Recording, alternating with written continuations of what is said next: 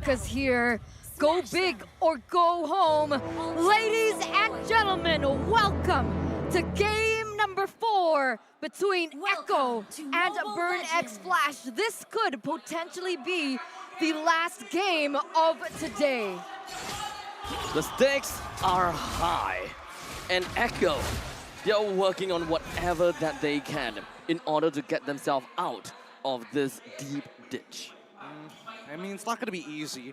To kick things off, immediately we're already seeing that KarlTzy has been slowed down on hitting his level 2. We know for a fact that Chima is going to be able to power farm relatively fast until Bane. Depending on what build that KarlTzy decides to go, damage probably is not going to be the way. He's probably going to build full tank here because he needs to be able to kind of face people like Chima or even ATM when it comes down to walking up to these neutral objectives rather than having to wait for the rest of his team to do the job for him. Yaoi, in this case, his job is pretty simple, right? Get on top of the right target, start setting things up like Keyboy in the previous matchup, and then let the rest of the team like Sanji and as well as KarlTzy to finish them off with their ults, right? That's the general game plan. Okay, early flicker here, actually exhausted there by CCAT in the mid lane. Things are getting a little bit aggressive here in the mid side, but I really wanted to talk about this Uranus and Joy matchup. How is that supposed to end up? Who has the better lane? But wait a minute. Well, the Daily Cat, All right. it's not gonna do very much, but Shema is just somewhere around the corner. We're just waiting for something to happen. The B7 tried to go for the hook, didn't quite land. Okay, back to that question, right? This EXP lane. Literally goes nowhere. Like, Sanford is probably not going to kill ATM without some outside influence, and worst off, ATM technically is able to proxy without getting punished too hard overall, right? It really comes down to if ATM gets his first item in comparison. Oh no, he's in a lot of trouble now. Both of them are currently level 4. The Rhythm of Joy connects down onto Shema. ATM is gonna be pretty much A-okay as he's right now have got his own, but they can actually just pop up anytime that they want. Shema takes the turtle. Sanji pops on the RWM. CCAT pops of his own RWM, but they don't really care about popping up onto one another. Sanji and CCAT are just staring at one another and just be like, hey, what's up, buddy? Both launching artillery, both trading 2 for 2, dead even on either side. But now we're starting to see a couple of cracks coming in from Burn X Flash. We're thinking that maybe the Echo is suffering a lot from this fatigue, but now we're starting to see that even with Burn X Flash, some of their moves are starting to get sloppy, right? We're not seeing the polish that we saw in Games 3 as well as game number 1 initially. Now, as the lanes start getting influenced again, I feel like Echo is defaulting to a very standard line of gameplay. We're not seeing anything too crazy out of them. We're not seeing the raw conditioning that we expected out of Echo's side. But even for Burn X Flash, right? They don't mind this. Playing the default strategy is totally okay, especially since a majority of this game is going to be predetermined with how you play the lane, how you get ahead in the lane.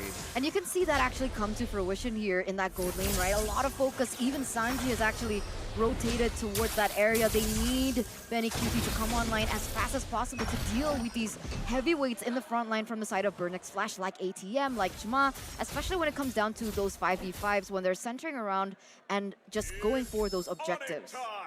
I mean, just look at this, right? ATM, he can be as annoying as you want. Droid doesn't really threaten him, and the same goes the opposite way around. And even for Bane, no matter what he does, Fredrin is, especially if he's not building into damage, and it looks like he's building into the more tank variant of it, really doesn't stand a chance. Because at the end of the day, Jamal is able to face tank him all the way through, and if you start piling it up with CCAT, you start piling it up specifically with D7, it becomes very, very difficult to actually get your butt on top of the pits. All of 4 members from the side of Burn X Flash is ready and prepared for this turtle fight.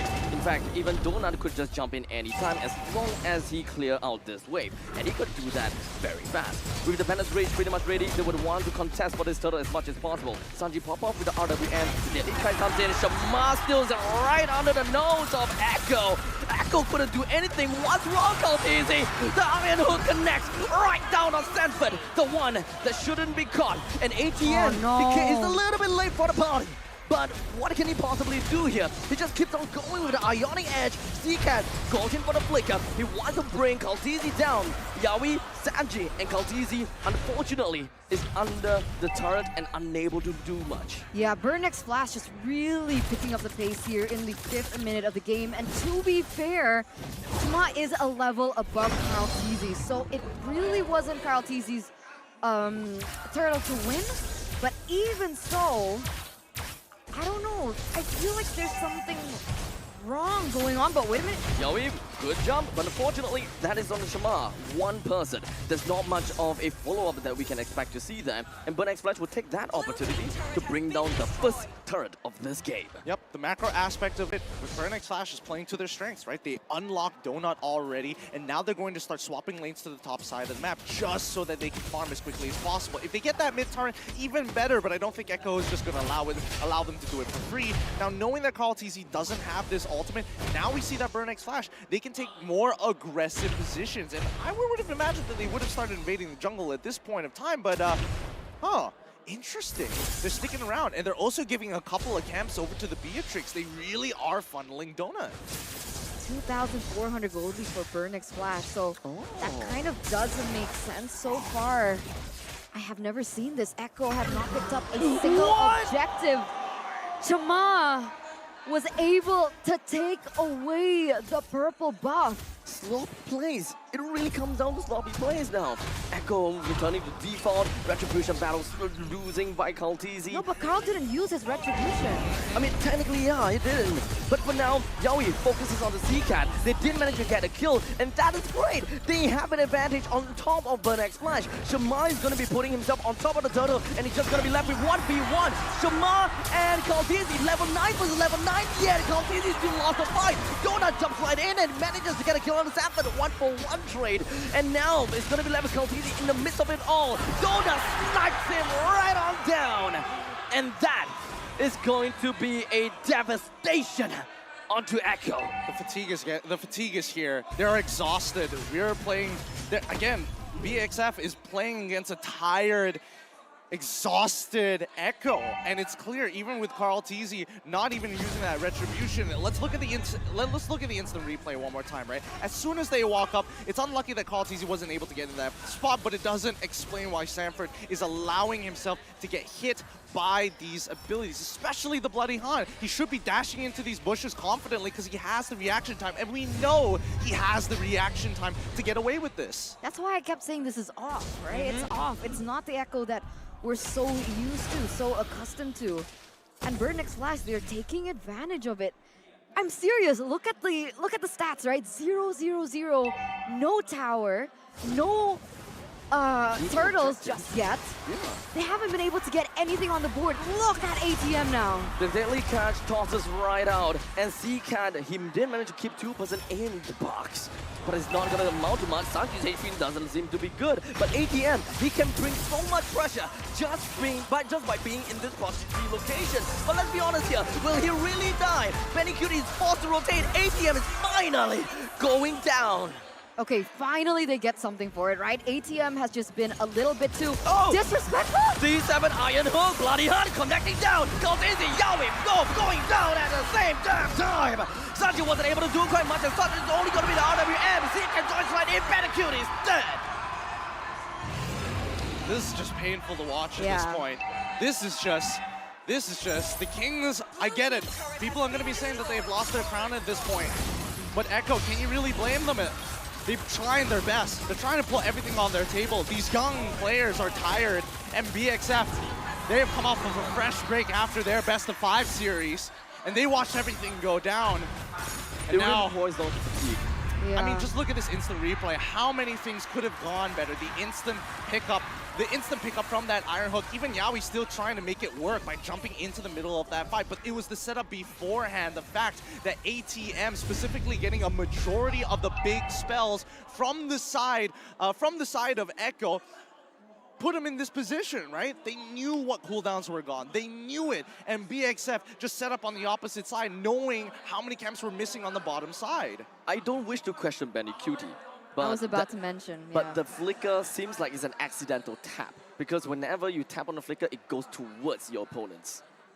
Oh, I don't know. Because I was about to point that out too, right? I thought that it was an unnecessary engage that Benny Cutie took there. Understanding, like you mentioned, the cooldowns and the calculations. It's not Benny Cutie's style. 8,000 gold lead for BXF in the first 10 minutes.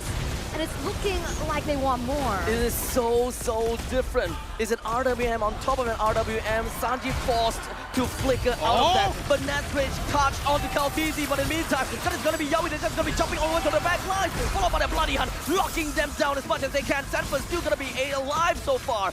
Zcat, D7, ATM, and Shamar will have no choice but to back off after a 1-for-1 trade with Donuts, the dead guy. Even on fumes, Echo still finds the angle, and I'm surprised they decided to try to make the attempt because Sanji had already used the RWM. Kaltizi had already used the Deadly Catch at that point of time. But let's look at the items, right? They still haven't lost any inhibitors.